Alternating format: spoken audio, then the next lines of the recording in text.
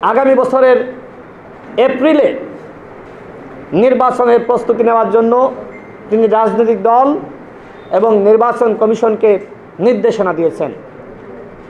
আমরা যারা একসাথে বিএনপি সহ গণ অধিকার পরিষদ অন্যান্য দল একসাথে যুগপৎ আন্দোলন করেছি, আমাদের দাবি ছিল ডিসেম্বরের মধ্যে যাতে নির্বাচন অনুষ্ঠিত হয়। কেন এই দাবি করেছি?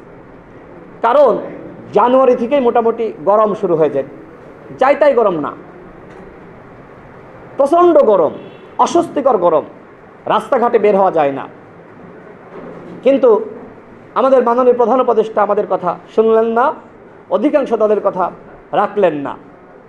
তিনি বিদেশে বসে বললেন যে শুধুমাত্র একটি রাজনৈতিক দল ডিসেম্বর ইলেকশন চায়। এরপরে জাতীয় সংলাপ হলো প্রধান উপদেষ্টার আহ্বানে, সেখানে 3টা রাজনৈতিক দল ব্যতীত সবাই ডিসেম্বর ইলেকশন চেয়েছে।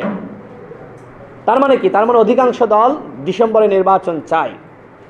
কিন্তু প্রধান উপদেষ্টা অধিকাংশ দলকে অবমূল্যায়ন করে তিনি 3টি দলকে গুরুত্ব দিয়েছেন। কেন, কি কারণ?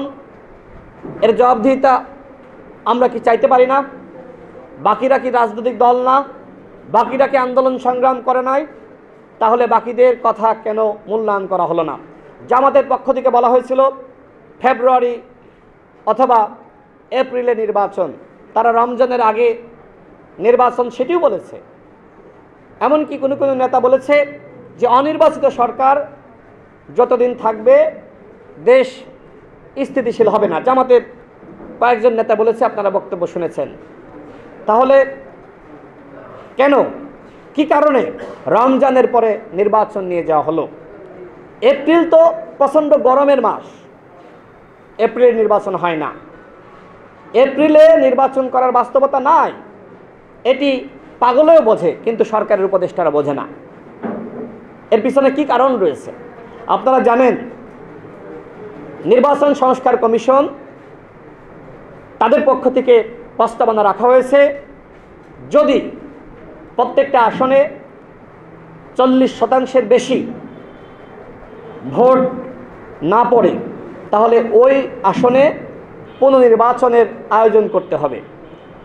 গরমের মধ্যে ভোটাররা কি এই রোদের মধ্যে তারা দাঁড়িয়ে থাকতে পারবে? ভিশন এসি নিয়ে এলো মানি ব্যাক গ্যারান্টি অফার। 1 মাস ব্যবহার করে সন্তুষ্ট না হলে সম্পূর্ণ টাকা ফেরত। পারবে না তো। মানুষের ভোট দেওয়ার আকাঙ্ক্ষা থাকলেও মানুষ ওই প্রচণ্ড গরমের মধ্যে, রোদের মধ্যে ভোট কেন্দ্রে যেতে পারবে না। আর যদি যায়ও, দাঁড়াইতেই তো পারবে না। কারণ রোদের মধ্যে লাইনে দাঁড়িয়ে মানে ঘন্টার পর ঘন্টা দাঁড়িয়ে থাকবে, এইটার কি বাস্তবতা আছে? হ্যাঁ, এপ্রিলে নির্বাচন হতে পারে। কখন? যদি সরকার ভোট কেন্দ্রে সামিয়ানার ব্যবস্থা করতে পারে, যদি সরকার ভোটারদেরকে বাড়ি বাড়ি থেকে নেওয়ার জন্য যদি সরকার ছাদওয়ালা গাড়ির ব্যবস্থা করতে পারে, যদি যারা নির্বাচন নিয়ে কাজ করবে রুমের মধ্যে, বুথের মধ্যে যদি এসির ব্যবস্থা করতে পারে, সরকার কি পারবে এইগুলো?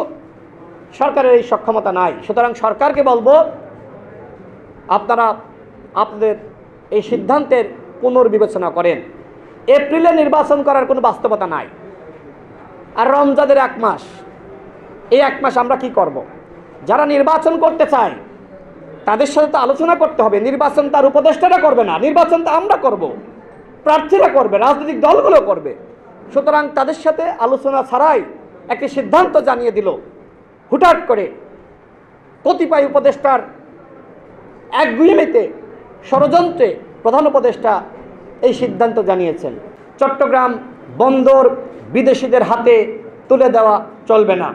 আপনারা বলছেন যে ব্যবস্থাপনা দিবেন, কিন্তু ব্যবস্থাপনা দেওয়া মানে কি আমরা বুঝি না।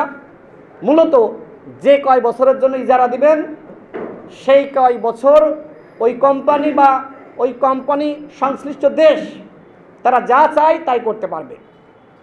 মানবিক করিডর, চট্টগ্রাম বন্দর, এগুলো আমাদের সিকিউরিটি কনসার্ন। আমরা এইগুলো বিদেশিদের হাতে তুলে দেওয়া মানব না। আমরা বারবার বলেছি, প্রয়োজনে বিতর্ক মুক্ত কোনো কোম্পানির কাছে দেন, সেই কোম্পানি চট্টগ্রাম বন্দর পরিচালনা করবে।